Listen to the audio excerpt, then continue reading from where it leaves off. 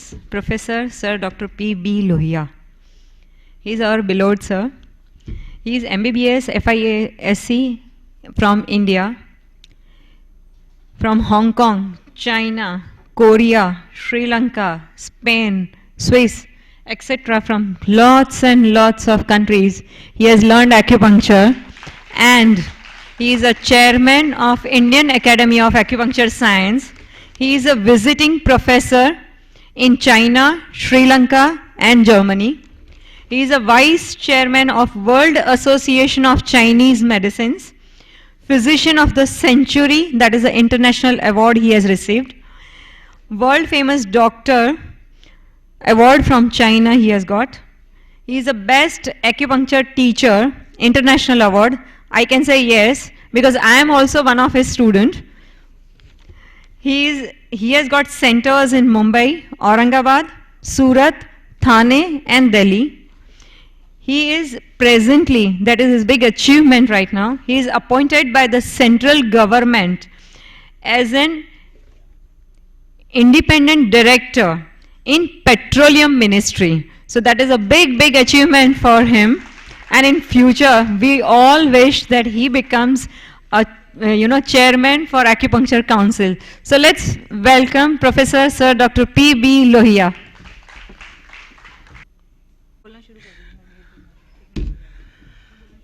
मैं खुद basically allopathy का डॉक्टर हूँ। मेरा 50 बेड का नर्सिंग होम था, मैटरनिटी सर्जरी। मैं खुद ही नहीं, मेरी बीवी एलोपैथी की, मेरे दोनों बेटे एलोपैथी के डॉक्टर, बहू है मेडिकल डॉक्टर। मैं जहाँ कहीं भी जाता हूँ दुनिया में, कई कंट्रीज़ में मेरे लाइव इंटरव्यू है टीवी पे। लोग यही पहला क्वेश्चन पूछते हैं, आप एलोपैथी के डॉक्टर रहते हुए एक्यूपंक्चर क्यों करते हैं?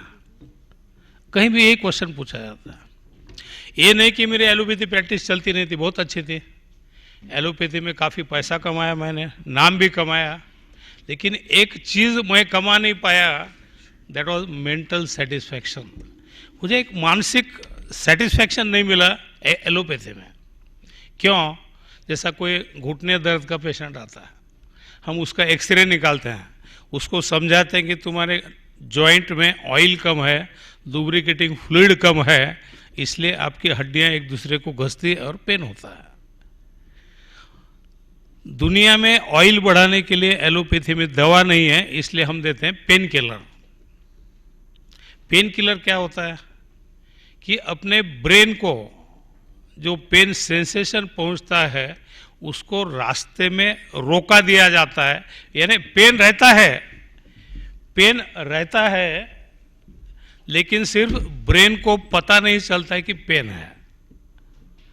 फॉर एग्जांपल, कोई बिल्डिंग को आग लग गई, ट्रीटमेंट क्या होना चाहिए कि फायर ब्रिगेड को बुलाओ, आग को बुझाओ। हम क्या करते हैं एलोपैथी में, बिल्डिंग जल रही क्या, अरे आंखें बंद करो, तो जलता हुआ बिल्डिंग आपको दिखेगा नहीं। घर में चोर आया, आप अगर आंखें बंद करते हो, घर में चोर आया, कुत्ता आया, बिल्ली आई, सांप आया, गधा आया, आपको दिखेगा नहीं, वो गधा जाएगा नहीं, सिर्फ आपको दिखेगा नहीं। मैं अस्वस्थ था, मुझे लग रहा था कि हम कुछ तो भी गलत कर रहे हैं। हम पेन को पेन किलर देते थे, सिर्फ घुटने के लिए नहीं, कश्मीर से कन्याकुमारी तक कहीं भी दर्द है तो हम पेन किलर देते हैं। घुटने का दर्द, कंधे का दर्द, एड़ी का दर्द, कुछ कहीं भी दर्द रहा तो ये दर्द का इलाज नहीं करते, सिर्फ दर्द आपका ब्रेन महसूस नहीं करता। स्पॉन्डिलोसिस का पेशेंट आया, कमर का दर्द या इसका दर्द, गर्दन का दर्द, हम एमआरआई करते हैं। पेशेंट को बोलते हैं कि C3 C4 C5 C6 L4 L5 L5 S1 legion है, समझाते हैं। और करते क्या, पेन किलर देते हैं हम। तो मुझे लगा कि कल ठीक है, आज पेशेंट तो खुश है, कल कोई पेशेंट अगर पूछेगा कि आपको ये पेन किलर ही देना था तो आपने मेरा एक्सरे क्यों करवाया, आपने मेरा एमआरआई क्यों करवाया, तो उसको आंसर क्या है, कुछ भी नहीं। तो लोगों का छोड़ दो, आदमी जब रात को सोता है तो अपने खुद का दिल आपको पूछता है आप जो कर रहे हो सही कर रहे हो क्या। और मुझे लग रहा है कि मैं कुछ तो भी गलत कर रहा हूँ। नहीं तो लाखों रुपए दे के लोग MBBS को एडमिशन लेते हैं, लाखों दे के PhD करते हैं, और मैं एस्टेब्लिश्ड डॉक्टर, मैंने एलोपैथी छोड़ा। दूसरा एक कारण ये था कि मैं एलोपैथी पे टीका नहीं कर रहा हूँ, क्योंकि मैं खुद एलोपैथी का डॉक्टर हूँ। सवेरे मैंने आपको कहा कि no science is perfect, nothing is 100% in the world. Allopathy में 90% से ज़्यादा बीमारी के लिए हमको रूट कॉज ही पता नहीं है, यानी जड़ ही पता नहीं है। लंदन में रॉयल कॉलेज ऑफ फिजिशियन नाम की संस्था है, जो पूरे दुनिया के जो फिजिशियन हैं, एमडी मेडिसिन, उनकी सबसे बड़ी संस्था। उन्होंने मुझे लेक्चर के लिए बुलाया था। मैंने उनको बोला, वहाँ आप सब एलोपैथी के महान डॉक्टर हो, मैं भी एक छोटा सा हीलर हूँ, आंखें बंद करो, यहाँ हाथ रखो दिल पे, और ईमानदारी से सोचो कि एलोपैथी में हम कितनी बीमारियों का जड़ से इलाज कर सकते हैं। आंसर बहुत भयानक है, जो हमको डाइजेस्ट भी नहीं होता। आंसर क्या है? Except bacterial infection we cannot cure a single illness in allopathy, except bacterial infection. यानी सभी बुखार भी नहीं है। हम एंटीबायोटिक देंगे, अच्छा हुआ तो बोलेंगे बैक्टीरियल था इसलिए अच्छा हो गया, नहीं हुआ तो हम बोलेंगे वो वायरल है, हम क्या कर सकते हैं, वायरल को कोई ट्रीटमेंट नहीं। That was a bold statement in that association, that conference. और वहाँ बीबीसी लंदन के जो पत्रकार आए थे, उन्होंने मुझे बोला कि आपने इतना डेयरिंग कैसे किया है स्टेटमेंट करने का, एलोपैथी वाले का कॉन्फ्रेंस है। मैंने कहा, मैं महात्मा गांधी के देश से आता हूँ, और सच्चा बोलने के लिए हम किसको भी नहीं डरते हैं। और अगर किसको लगता है कि मैंने कुछ गलत बोला, तो आप कोर्ट में केस करो ना, किसने मना किया? बट दिस फैक्ट, बीबीसी वाले इतने इम्प्रेस हो गए कि immediately after my lecture I was carried to BBC London studio, और मेरा लाइव लेक्चर हुआ बीबीसी लंदन पे। This fact. मैं एक्यूपंक्चर की तरफ ही क्यों गया, तो मुझे ये लगा कि एक्यूपंक्चर में बीमारी की जड़ का इलाज कर सकते हैं। एलोपैथी में डायबिटीज है, हाई ब्लड प्रेशर है, या कोई भी बीमारी है, पेशेंट को मरने तक यानी आजीवन दवाएं खाना पड़ता है। मैं कई बार मजाक से बोलता हूँ कि एलोपैथी में ALL जो है, इसका मतलब all life pathy, all life तुमको मेडिसिन खाना है जिंदगी भर। और होता क्या है कि बाद में वो दवा का असर ही नहीं होता। जैसा कोई बच्चे को अगर आप कभी कभी पीटते हो, पढ़ाई करो, पढ़ाई करेगा। अगर रोज ही पीटते हो तो पिटाई का असर बच्चे पे नहीं होता। मराठीत आपण म्हणतो कोडगा झाला, याला शिव्या देऊन किंवा मारून काही उपयोग नहीं। ऐसा रोज ही हम अगर दवा खाते हैं तो वो दवा का असर नहीं होता। तो एलोपैथी में हमको डे बाय डे डोज बढ़ाना जाना पड़ता है। जैसा मान लो कोई पार्किंसन का पेशेंट है, शुरू में हम सिंडोपा प्लस गोलियां चालू करते हैं। शुरू में 2 गोलियां, बाद में 3 गोलियां, बाद में 5 गोलियां, 10 गोलियां, 14 गोलियां, और बाद में उसका असर ही नहीं होता। और एक इम्पॉर्टेंट पार्ट ये है कि एलोपैथी की जो भी दवाएं हम खाते हैं, ड्रग्स आर केमिकल। जो भी केमिकल हम लेते हैं वो लीवर में मेटाबोलाइज होता है और किडनी में फिल्टर होता है। Each drug is a slow poison for your liver and kidney. It is a slow poison. Routine में क्या होता है कि गोली खाई और कोई बेहोश हो गया, मर गया, तो हम बोलेंगे साइड इफेक्ट है, रिएक्शन है, ध्यान में आता है। ये स्लो पॉइजन का इफेक्ट ध्यान में नहीं आता। मेरे क्यों ध्यान में आया कि आई हैव सीन पूरे दुनिया भर के जो असंभव केसेस रहते हैं, किडनी के रहो, हार्ट के रहो, कैंसर के रहो, they come to me from all over the world. और मेरे ये ध्यान में आया कि day by day kidney failure और लिवर सिरोसिस, ये 2 बीमारियों का प्रमाण बढ़ते जा रहा है। एंड मुझे कई पत्रकारों ने पूछा कि क्यों बढ़ रहा है प्रमाण। According to me there are 2 reasons. Number 1, हम जो भी अनाज खाते हैं उसमें पॉइजन है। पॉइजन, नॉन पॉइजनस अनाज है ही नहीं। आजकल खेती में केमिकल फर्टिलाइजर का प्रयोग बहुत ज़्यादा मात्रा में किया जाता है to increase the quantity of the crop, not quality, quantity of the crop. और जो भी केमिकल मैन्योर हम देते हैं खेती में, वो पौधे के हर एक सेल में जाता है, रूट में जाता है, स्टेम में जाता है, फ्लावर में जाता है, सीड में जाता है। हम बाजार से अंगूर लेके आते हैं, धो के खाते हैं। कोई हाई फाई औरतें बोलेंगे I have washed with mineral water. Mineral water से आप क्या धो रहे हो? वो अंगूर की चमड़ी धो रहे हैं, बाहर की स्किन। ये पॉइजन कोई भी, नॉट ओनली अंगूर, कोई भी जो कुछ भी आप खा रहे हैं, आप रोटी खा रहे हो, चावल खा रहे हो, दाल खा रहे हो, सब्जी खा रहे हैं, उसके हर एक सेल में पॉइजन गया हुआ है। So this is indirect poison through food. और जो हम केमिकल दवाइयाँ खाते हैं, लोगों को, कई लोग पेन किलर, बहुत कुछ इसका नाम ही है झटपट नावाचं औषध आहे की दुखलं की गोळी खायची, झटपट आराम मिळतो। लोग इतने एडिक्ट हो गए पेन किलर को। And let me tell you, pain killers are having worst effect on liver and kidney. ये इफेक्ट जल्दी ध्यान में नहीं आता है, लेकिन किडनी पे जो इफेक्ट होता है उससे लोग कम एज में नपुंसक होते हैं, कम एज में बाल सफ़ेद होते हैं, कम एज में लोग बहरे होते हैं, कम एज में औरतों का मेंस्ट्रुएशन बंद होता है। जिसका लिवर पे कम एज में हड्डियां खराब होती है, घुटने का दर्द, स्पॉन्डिलोसिस, ये किडनी का इफेक्ट है। और लिवर पे इफेक्ट हुआ तो कम एज में मस्कुलर वीकनेस आता है, कम एज में इम्पोर्टेंस होता है, ब्लीडिंग कम हो जाती है मेंस्ट्रुएशन की, और आंखों की रोशनी धीरे धीरे कम होती है।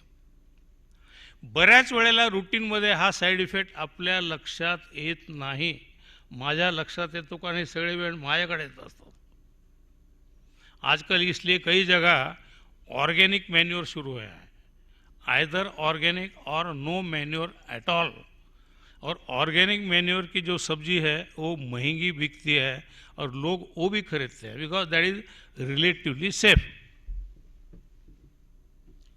एक्यूपंक्चर में कोई भी दवा नहीं है, इसलिए इसका कोई साइड इफेक्ट नहीं है।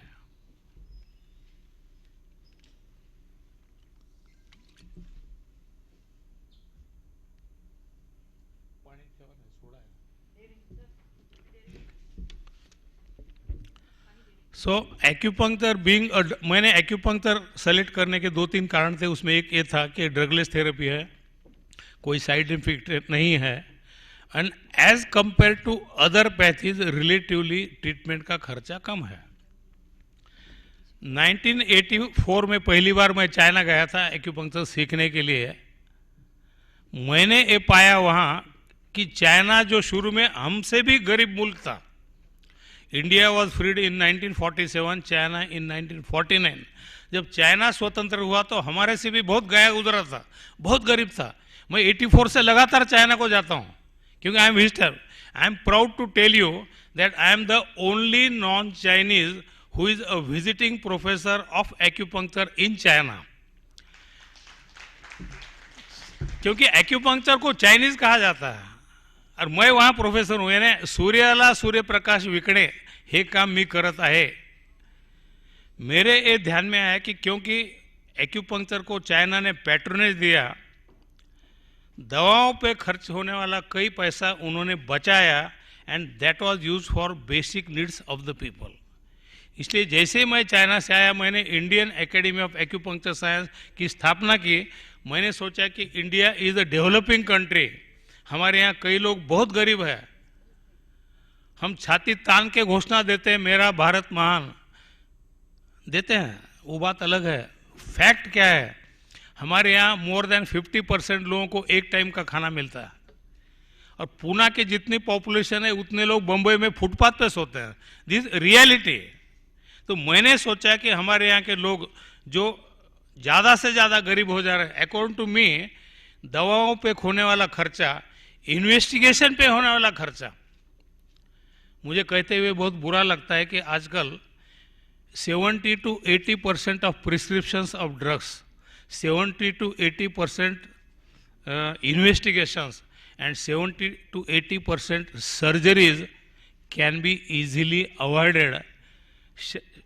हे हमारे पेट के लिए, पेशेंट के नहीं है। बुरा लगता है, कई बार मुझे डॉक्टर कहला के लिए को बुरा लगता है। मैं कहता हूँ आई am not a doctor, I am a healer.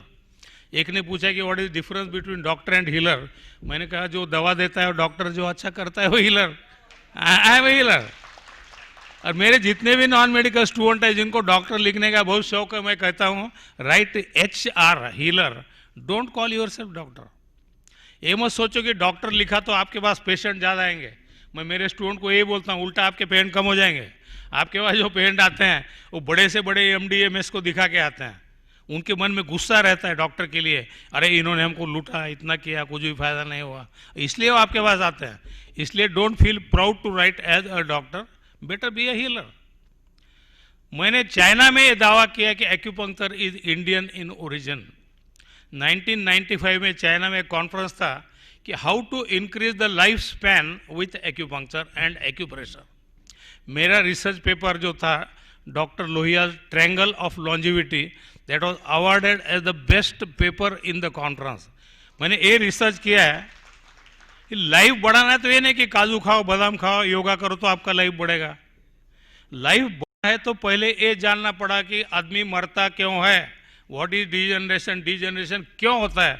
ये पता चला तो आपको उसको रिवर्स करके आप लाइफ बढ़ा सकते हो। मेरा research paper it has been internationally recognised now as doctor Lohia's triangle of longevity. और फिर मेरा वहाँ लाइव कॉन्फ्रेंस हुआ चाइना में, टीवी पे, रेडियो पे, पत्रकार परिषद। टीवी पे जो महिला मेरा इंटरव्यू ले रही थी उसने बोला कि doctor Lohia, we are thankful to you that you are popularising Chinese medicine in your country. मैंने कहा sorry madam, I am not popularising Chinese medicine, I am thankful to Chinese government and Chinese people for having accepted my Indian medicine in your country. मुझे एक पत्रकार पर, हमारे यहाँ कई proofs है, अब इतना टाइम नहीं है आपको बोलने को, we have plenty of proofs to prove कि एक्यूपंक्चर के रूट्स इंडिया में थे, चाइना ने उसको बड़ा किया। मुझे एक कॉन्फ्रेंस फॉरेन में पूछा था कि एक्यूपंक्चर का जन्म कहाँ हुआ। मैंने महाभारत का दाखला दिया कि कर्ण था महाभारत में, उसको दो माताएं थी, पहली कुंती जिसने पैदा किया गंगा नदी में बहा दिया, दूसरी राधा जिसने छोटा से बड़ा किया। मैंने कहा India is in the role of the first mother Kunti, while China is in the role of other mother Radha. Now you decide which is the real mother. Acupuncture में कोई भी दवा का इस्तेमाल नहीं किया जाता। अपने शरीर में 14 मेरिडियन रहते हैं, उसमें से एनर्जी का प्रवाह चालू रहता है। बीमारियां होने के दो कारण रहते हैं। नंबर एक कि ये जो एनर्जी बहती है, जैसा पाइपलाइन, रास्ते के नीचे पाइपलाइन रहती है, उसमें पानी बहता है, पानी उसमें अगर कचरा अटक गया तो पानी बहेगा नहीं। वैसा स्किन के नीचे मेरिडियन है, उसमें से एनर्जी बहती है, उसमें कुछ कारण से ब्लॉक हो गया तो पानी एनर्जी आगे नहीं जाएगी।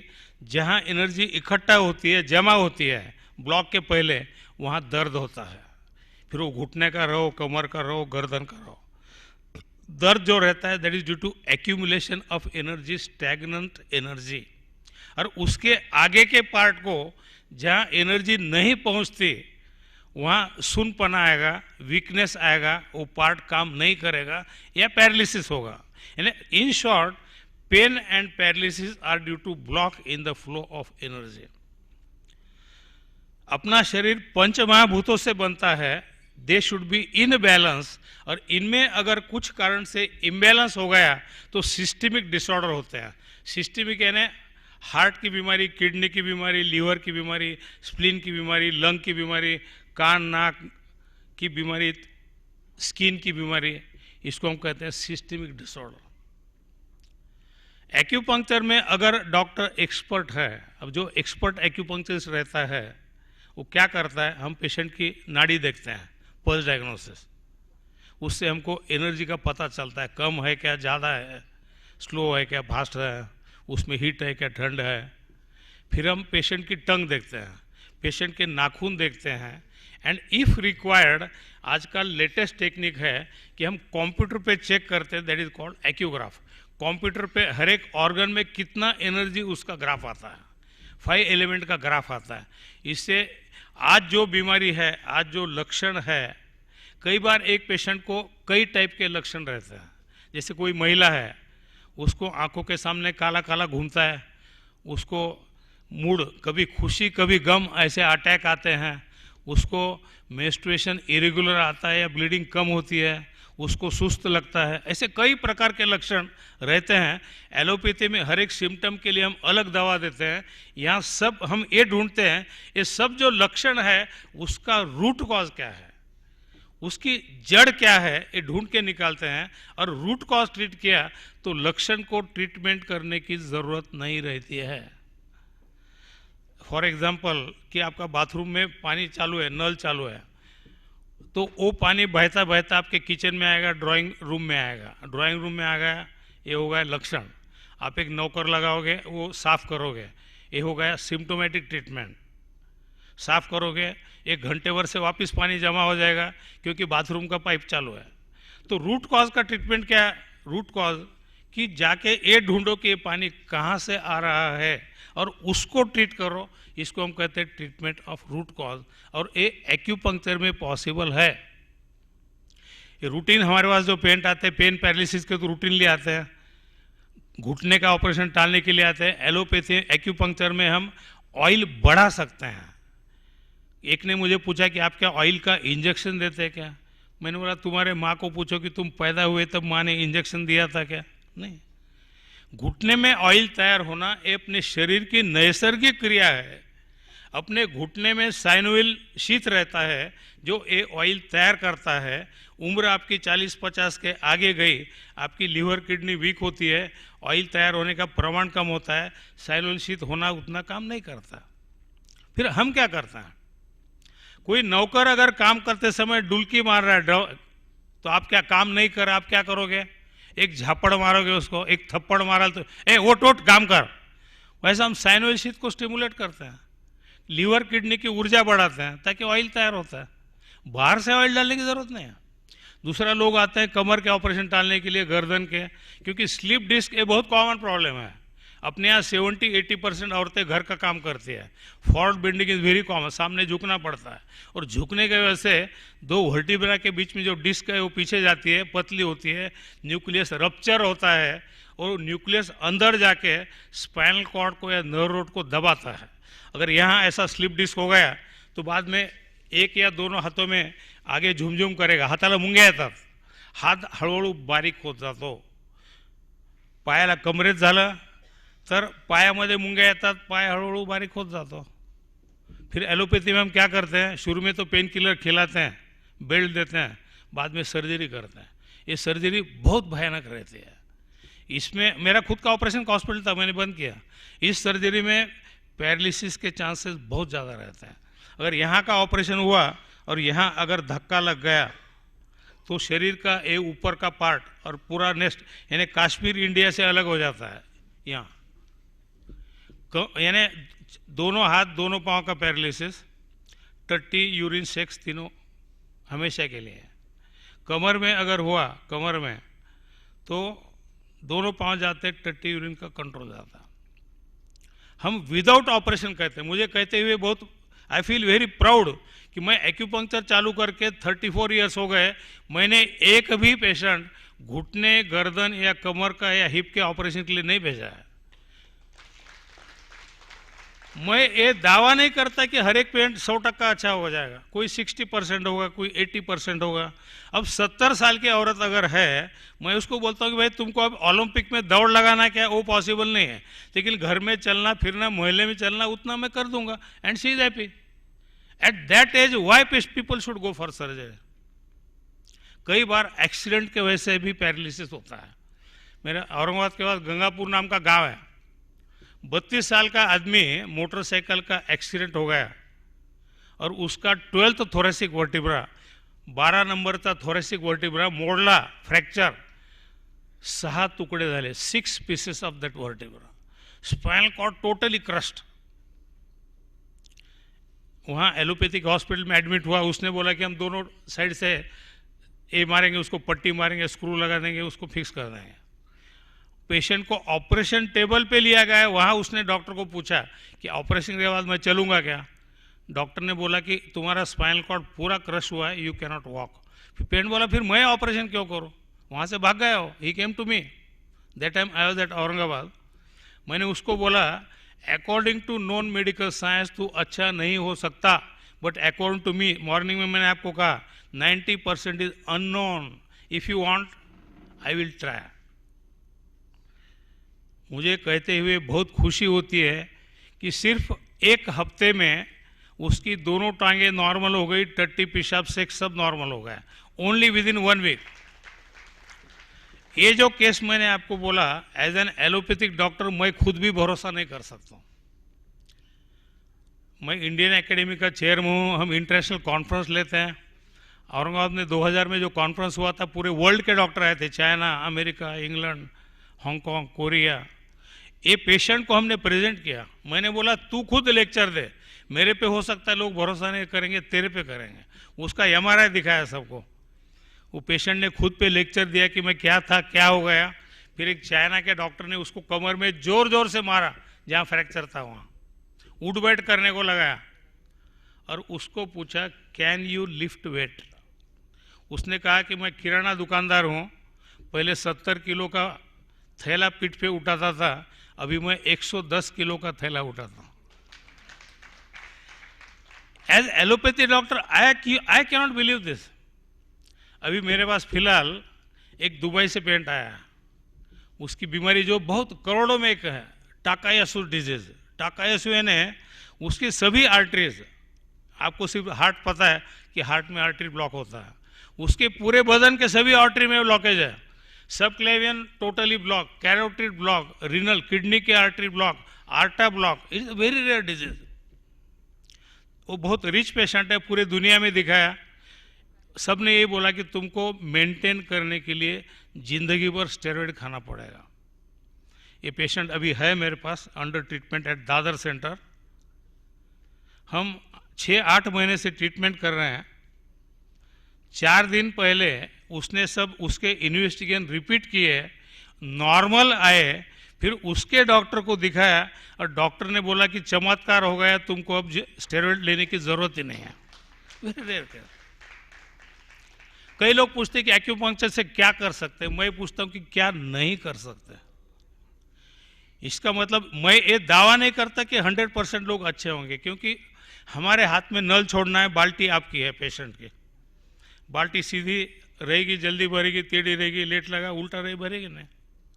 पेशेंट अच्छा होने के लिए एक्सपर्ट डॉक्टर का रोल 50% है और पेशेंट की रिसेप्टिविटी का रोल 50% है।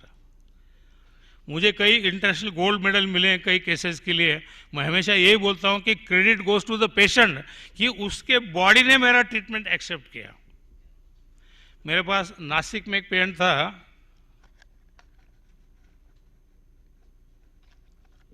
उसका लिव्हर खराब हो गया, सिरोसिस ऑफ लिव्हर, आणि त्याला जलोदर झाला, असाइटिस, पोट एवढं मोठा झाला। बॉम्बे हॉस्पिटल एडमिट होता 1 महीना। एलोपैथी में इसको क्या करते हैं, हम आर्टिफिशियली पानी निकालते हैं। पानी निकालते हैं लेकिन पानी तैयार होने को रोक नहीं सकते। पानी कितने दिन निकालोगे। बॉम्बे हॉस्पिटल वाले ने 2-4 बार निकाला 8-8 दिन को, फिर बोला कि अभी मरना तय है, इसको लेके जाओ।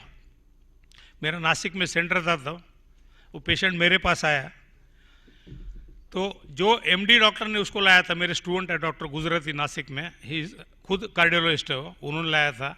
तो मैंने डॉक्टर गुजराती को बोला कि अरे इसका पासपोर्ट वीसा सब तैयार है, सिर्फ अब फ्लाइट टेक ऑफ लेने का बाकी है, इतना लेट लाके अब मैं क्या करूँ। इसका जीने का चांस 0.00001% है। डॉक्टर गुजराती बोले सर आपने ट्राई नहीं किया तो मरना तो 100% है, इसके बजाय ट्राई तो करो, हो सकता है कि फ्लाइट रुक जाएगा। ट्रायल बोल के वो केस लिया मैंने। I am happy to tell you कि सिर्फ 10 दिन में 10 दिन में उसका पेट, जो हम रोज उसका पेट का घेर नापते थे, सरकमफरेंस, गर्थ, उसके बेटे को बोला था मैंने रोज इसका वेट लेने का पेट का और गर्थ लेने का at the level of umbilicus. 10 दिन के बाद हमने दोबारा चेक किया, 10 दिन में 17 किलो वेट कम हो गया क्योंकि पानी कम हो गया था पेट का, और 22 सेंटीमीटर गर्थ कम हो गया पेट का। मेरे पास पेशेंट ट्रीटमेंट को आने के पहले उसके ऑफिस के सब लोग घर को आके मिल के गए थे कि अभी जा रहा है। हाँ, आप नॉर्मल रहते तो कोई मिलने को नहीं आता। एडमिट जब होते हो, when you are about to take off, लोग अरे त्याला भेटायला जायला पाहिजे बरं का, ते आता फार दिवस राहणार नाही, चला भेटायला। कारण लिस्ट केली जाते ना, कोण भेटायला आलं कोण नाही आलं। उसके ऑफिस के सब लोग मिलने को आए थे। 10 दिन के बाद 10 दिन में अच्छा हो गया। बाद साइकिल लेके ऑफिस में जाके मिलने को आया, अरे डॉक्टर लोहिया ने मेरा फ्लाइट कैंसिल कर दिया। मैं इवन यूट्रस के ट्यूमर के केसेस करता हूँ। अभी फिलहाल मेरे पास बॉम्बे की विशाखा शाह नाम के एक पेशेंट है, 42 ईयर्स ओल्ड, उसके यूट्रस में मल्टीपल बड़े बड़े ट्यूमर है। गायनेकोलॉजिस्ट ने बोला ऑपरेशन करो, मेरे पास आई तो मैंने भी शुरू में बोला कि ऑपरेशन कर लो। बोलने नहीं, ऑपरेशन नहीं करना, क्या करना आप ही करो। 1.5 महीने के ट्रीटमेंट में 50 to 60% साइज कम हो गया। अभी रिसेंटली हमने सोनोग्राफी की और 1.5 महीना ट्रीटमेंट करूंगा तो पूरे ट्यूमर चले जाएंगे। पहले मैं ट्यूमर की केस नहीं करता था। मैं एलोपैथी का डॉक्टर हूँ, कैसा भरोसा करूँ कि ट्यूमर एक्यूपंक्चर से अच्छा होगा। हुआ ऐसा कि नासिक में एक डॉक्टर है वहाँ, शौचालय बोल के, उसको गले में गांठ हो गए, स्वर यंत्र और गांठ झाली। उसको बोलते हैं सिंगर्स नोड्यूल, क्योंकि जनरली गाने वाले को होता है। उसका आवाज चले गया डॉक्टर का। ईएनटी वाले ने स्कोपी करके ड्रॉ करके दिया की इथे गाठ होती, गाठ आहे, कॅन्सर होऊ नये म्हणून ती काढून टाका, नाही तर कॅन्सर होऊ शकतो। Doctor Shouche was brought to me by his wife who is also doctor. उसको मैंने बोला है मैकेनिकल प्रॉब्लम है, मैं क्या कर सकता हूँ। उसने बोला सर तुमच्या पाया पडते, काही करा, प्रयत्न करा। It was very difficult for me to believe, क्योंकि दिमाग में एलोपैथी भरा हुआ। But I have got a strong intuition, कभी कभी इंट्यूशन काम देता है। मैंने वो पेन को, कान को एक सुई लग, यहाँ कुछ नहीं किया, कान को एक सुई, यहाँ एक सुई, पाँव को एक सुई, इंट्यूशन। बिलीव मी, एक ही सीटिंग दिया पहले दिन शाम को, दूसरे दिन पेशेंट सवेरे आया तो बात कर रहा था। आई वॉज शॉक्ड कि कल बात नहीं करता था, एक सीटिंग में बात कैसे कर रहा। फिर मैंने उसको बोला कि तुम्ही ज्या डॉक्टरकडे गेला होता ईएनटी, त्याला जाऊन दाखवा, परत स्कोपी करा। वो ईएनटी वाले के पास गया, उसने स्कोपी किया। अब शॉक होने की बारी उसकी थी कि वहाँ ट्यूमर ही नहीं था, स्कोपी में ट्यूमर नहीं। फिर वो ईएनटी वाला ऐसा करके बोल रहा था, अहो तुमच्या माझ्या गळ्या शपथ काल होती, आज नहीं, मैं काय करूं। फिर ये पेशेंट वो रिपोर्ट लेके आया, मैं डॉक्टरों को पढ़ा रहा था, class was about to end, और क्लास के बाद में पेशेंट देखने वाला तो उनके बाहर लाइन खड़े थे। तो जैसे वो आया डॉक्टर अंदर, डॉक्टर ने बोला सर, डॉक्टर म्हणतात गाठ गेली। गाठ गेली बोलते ही मेरे स्टूडेंट में एक एलोपैथी वाला था, उठ के खड़ा हो गया, गाठ गेली, कुठे गेले। तो दरवाजे में जो बाहर लोग खड़े थे, एक टर्बन वाला आदमी, सो कॉल्ड क्वैक आदमी देहात का, उसने सुना, मैं घुस के आया। वो डॉक्टर को बोला मूर्खासारखं काही काय विचारता सराला, जिथून आली तिथे गेली। And that was most logical answer. उसको मैं गुरु मानता हूं पेशेंट को। मैं सोच रहा था कि कहाँ गए, उसने बोला जहां से आई वहां गई। एलोपैथी में हमको यही पता नहीं है,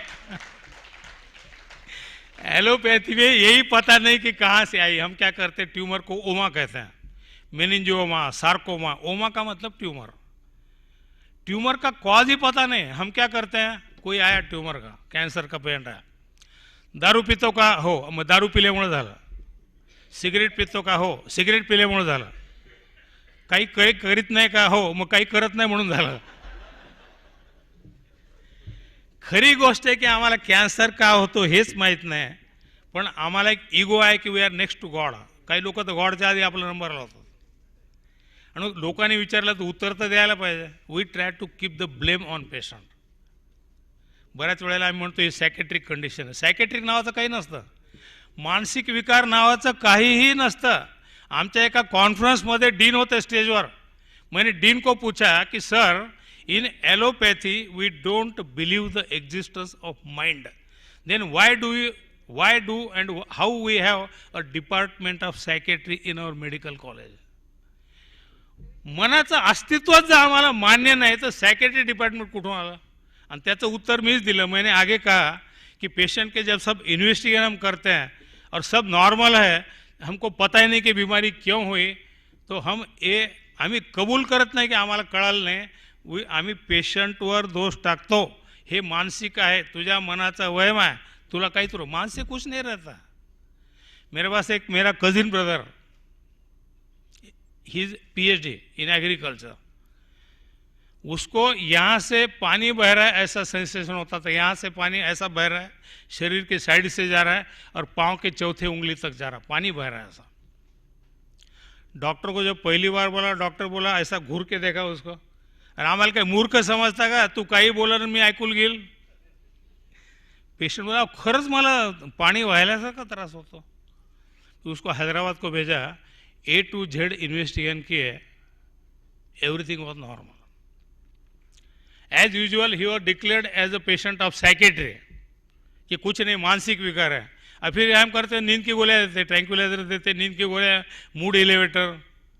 एक दिन उसका मुझे फ़ोन आया, रात को रो रहा था, भैया मी आता मरतो. मी काय झालं, मरू नको, ये माझ्याकडे. मेरे पास आया, मैंने बोला उंगली से दिखा कि पानी कहाँ से कहाँ बहता. And according to me that was pathway of gall bladder meridian. यहाँ से निकलता है गॉल ब्लैडर मेरिडियन, ऐसा जाता है और इसको पूरे गॉल ब्लैडर मेरिडियन पे पानी बह रहा है ऐसा सेंसेशन हो रहा था. मैंने उसका नेल देखा, नेल्स, उसकी टंग देखी, पल्स देखी. माय डायग्नोसिस वाज 100% करेक्ट कि there is excess energy in gall bladder meridian. अरे एक्सेस एनर्जी की वजह से उसको गंगा नदी बह रही ऐसा होता. मैंने क्या किया, एक निडल ली, इंजेक्शन की निडल, और गॉल ब्लैडर 38 नाम का एक पॉइंट है, sun point of gall bladder meridian, उसको प्रिक करके सिर्फ इस एनर्जी को आउटलेट दिया मैंने. 2 थेंब रक्त आलं. 2 मिनिटांमध्ये गंगा नदी जी होती ती लुप्त झाली आणि भागीरथी झाली. या गोष्टीला 20 वर्ष झाले, आतापर्यंत परत गंगा परत आली नाही, अजून ती भागीरथी. तो ऐसी कई केसेस रेयर जो हम कर सकते हैं. मेरी खुद की चाची Shaila Lohia, she was a famous writer in Marathwada, very popular. At the age of 72 all of a sudden बेहोश हो गए. मेडिकल का अम्बेदोगई मेडिकल कॉलेज में MRI किया ब्रेन का, उसका रिपोर्ट था एक्यूट सेरेब्रल एट्रोफी. उसका मीनिंग होता है कि मेंदूने एकाएकी काम करणे बंद केले आहे. तो प्रोफेसर ऑफ मेडिसिन ने कह दिया सबको, रिलेटिव को, कि शी इज प्रैक्टिकली डेड. इसको घर डिस्चार्ज दिया हॉस्पिटल ने, she is practically dead, call all your relative. I was at Delhi that time. दिल्लीला पण माझं क्लिनिक आहे, दिल्ली, हैदराबाद, बऱ्याच ठिकाणी भारतात. I was at Delhi. मला माझ्या काकाचा फोन आला, अरे ताबडतोब ये, not as a doctor, as a relative. I took the next flight Delhi Aurangabad. लगेच कार काढली, आंबेजोगाईला गेलो. She was about to pop up. सगळे लोक गोळा झाले होते, रिलेटिव्ह. अँड आय थॉट की this is a challenge not only to doctor Lohia but to acupuncture science, to prove that acupuncture can do something in emergency. 3 दिवस स्वतः मी अंबेजोगाईला राहिलो. मला अत्यंत आनंद होतोय की त्या 3ऱ्या दिवशी शुद्धीवर आल्या आणि नंतर 3 वर्ष मस्त जगल्या आणि दुसऱ्या कारणाने गेल्या. म्हणजे ॲलोपॅथीने जिथे गुडघे टेकले होते तिथे त्यांना मी ॲक्युपंक्चरनी जिवंत केला. म्हणजे मी का सांगतो ही केस, माझी बढाई करत नाही मी. माझा सांगण्याचा अर्थ की ॲक्युपंक्चरमध्ये जर डॉक्टर एक्सपर्ट असेल, acupuncturist, everything is possible. Nothing is impossible म्हणत नाही मी, कारण 2 निगेटिव्ह शब्द येतात त्यात. Everything is possible. We can definitely try. नीट होणं न होणं हा नशिबाचा भाग आहे, पण प्रयत्न निश्चित करू शकतो. माझं परळी वैजनाथला ऑपरेशन बाळांपणचं हॉस्पिटल होतं. माझ्या हॉस्पिटलमध्ये जन्मलेले कुणी आज मंत्री आहे, कुणी मेंबर ऑफ पार्लमेंट आहे महाराष्ट्रात. एक पेशंट माझ्याकडे आला, ॲझोस्पर्मिया. ॲझोस्पर्मिया म्हणजे मूलबाळ होत नाही, कारण शुक्रजंतू नसतात. त्यावेळेला नुकताच मी ॲक्युपंक्चर सुरू केलं होतं. तो म्हणाला, सर माझ्यावर प्रयोग करा. I was not at all confident. ॲझोस्पर्मियाला ॲलोपॅथी ट्रीटमेंट नाही आहे. प्रयोग म्हणून सुरू केलं. 3 महिन्यामध्ये त्याची बायको प्रेग्नंट झाली. माझ्या बायकोने मला सांगितलं की त्याची बायको प्रेग्नंट आहे. मी म्हणलं त्याची बायको प्रेग्नंट आहे याचा अर्थ हा नीट झाला असं होत नाही शास्त्रीयदृष्ट्या. याची तपासणी करू आपण. त्याचं सिमेन ॲनालिसिस केलं आणि जे शुक्रजंतू 0% होते ते 35 मिलियन पर ml झाले. म्हणजे वी कन्फर्म की मुलगा त्याचाच आहे. नंतर नाही, शास्त्रात हे करावंच लागतं. नंतर 3 मुलं आमच्याकडे झाले त्याचे. माझं मॅटर्निटी हॉस्पिटलच होतं ना, आम्ही डिलिव्हरी करत होतो. 3 झाल्यावर तो म्हणला सर आता लय झाला बंद करा ना. मग त्याचं कुटुंब नियोजनाचं ऑपरेशन मी स्वतः करून दिलं. म्हणजे गाडी बंद होती ती चालू करून परत बंद केली. ओपन करके एक माझ्याकडे अकोल्याचा मुलगा आला होता. त्याला पाठीवर जन्माला एवढी गाठ होती इथे. त्याला म्हणतात मेनिंगोमायोसिल.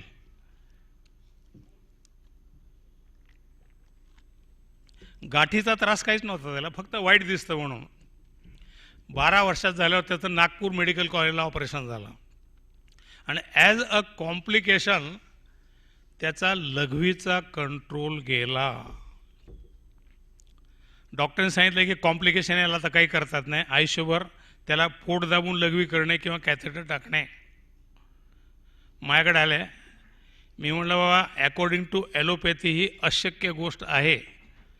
तुमची इच्छा असेल तर मी प्रयत्न करेन. माझं एक स्वतःचं टेक्निक आहे की स्पायनल कॉर्ड डॅमेज झाला तर नीट कसा करायचा. माझं टेक्निक आहे जे सगळ्या जगात शिकवतो का. प्रयोग म्हणून केस सुरू केली. मी त्याला क्लिअर सांगितलं बा प्रयत्न करणं माझ्या हातात आहे, मी काही परमेश्वर नाही आहे. 4 दिवस झाले त्या मुलाचे वडील आणि मी माझ्या कॅबिनमध्ये बोलत होतो केसबद्दल. तो मुलगा पळत आला, कॅबिनच्या दरवाजाला लाथ मारली आणि मध्ये येऊन वडिलाला म्हणला बाबा झाली की लघवी. 4 दिवसामध्ये युरिनचा कंट्रोल आला. ही व्हिडिओ कॅसेट काढलेली आम्ही यूट्यूबवर पण टाकले होते. तर अकॉर्डिंग टू ॲलोपॅथी ही अशक्यप्राय गोष्ट आहे. आमच्याकडे हार्टच्या केसेसवर आम्ही रिसर्च करतो. माझ्याकडे औरंगाबादला एक बाई आली होती. हार्टमध्ये ब्लॉक होतात ना, एक ब्लॉक असेल तर आम्ही अँजिओप्लास्टी करतो आणि 3 किंवा जास्त असतील तर आम्ही बायपास करतो. इथं औरंगाबादला एक पेशंट होती बाई, 7-8 पावलं चालली की बसावं लागायचं कारण 3 मोठे मोठे ब्लॉक होते, मोर दॅन 30%. मी तिला 10 मिनटं समजून सांगितले की बाई ऑपरेशन करून घ्या नाही तर फटकन कधीतरी जीव जाईल तुमचा. ती म्हणली मेली तर चालेल पण तुझ्या दवाखान्यात मरेल, ऑपरेशन नाही करणार. तुला काय करायचं ते कर. काय करायचं बिलीव्ह मी. आम्ही ट्रीटमेंट सुरू केली आणि 3 महिन्याच्या काळात तिचं घर माझ्या क्लिनिकपासून 3 किलोमीटर आहे. 3 किलोमीटर पायी येऊ लागले ते. म्हणजे हार्टचे ब्लॉक गेले त्याचे 3 महिन्यामध्ये. इथे दादरला माझ्याकडे एक पेशंट होता, त्याला 3पेक्षा जास्त ब्लॉक होते. मी त्याला म्हटलं की बायपास करून घ्या, ते सगळ्यात चांगलं. कशाला रिस्क घेता, तुम्हाला नाही अजिबात नाही करायचं. मला ऑपरेशनची खूप भीती वाटते, मेलो तरी ऑपरेशन नाही करणार. बाय द वे तुम्हाला सांगतो मी, बऱ्याच वेळेला इथं जर दुखलं की तुम्हाला वाटतं हार्ट अटॅक आला. बऱ्याच वेळेला आपल्याला माहीत असतं इथं हार्ट आहे. हार्ट प्रत्येकाला आहे. कभी थोड़ा बहुत इधर दुखा कि अपने को लगता है कि हार्ट का प्रॉब्लम है. और ये ध्यान में रखो की डॉक्टर याचा गैरफायदा घेतात. बऱ्याच वेळेला हा दर्द तुम्हाला स्पॉन्डिलोसिसचा रेफर्ड पेन असतो किंवा तुम्ही पाहुण्याकडे गेलात, नातलगाकडे गेलात, पुरणपोळ्या खाल्ल्या, भजे खाल्ले, पोटात गॅस झाला, तो गॅस डायफ्रामला वर पुश करतो आणि इथं पेन होतो. Common cause. अशा वेळेला एक चमचावर सोडा पाण्यात टाकला तर तो निघून जातो छातीचा दर्द. पण तुम्हाला वाटतं की हार्टचा पेन आहे, तुम्ही लगेच जाऊन ॲडमिट होता ICU. आणि मग ते साइन ऑफ स्टेटस, अरे वो हमारे भाई को ICU में ॲडमिट किया. फार कौतुकाने सांगतात लोकांना. हे कौतुक 2 दिवस राहतं. डिस्चार्जच्या वेळेला जेव्हा बिल येतं हातामध्ये 2-3 लाखाचं, त्यावेळेला जे दुखतं that is real heart problem. Original problem हा गॅसमुळे दुखत होतं. बिल पाहिल्यावर जे दुखतं त्याच्यामुळे दुखतं. I tell you one very simple thing. तुमचं हार्ट चांगलं की नाही ओळखायची फार सोपी पद्धत आहे.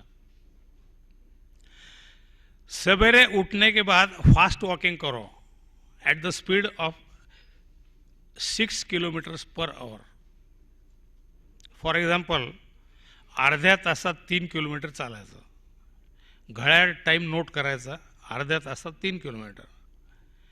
अर्ध्या तासात जर तुम्हाला दरदरून घाम नहीं आला, बहुत ज़्यादा पसीना नहीं आता है, यहाँ तुमको ऐसा खींचे ऐसा नहीं लगता है, हाथ में या और कहीं दर्द नहीं होता है, तुमको रेस्टलेस नहीं लगता है, तो समझना your heart is normal. Angiography करायची गरज नाही. उठसूट एन्जिओ, एक लक्षात ठेवा, एन्जिओग्राफीमध्ये सुद्धा जीव जाऊ शकतो नशीब खराब असेल तर. म्हणून शक्यतो इन्व्हेस्टिगेशन जेवढे टाळता येतात तेवढे टाळायचे.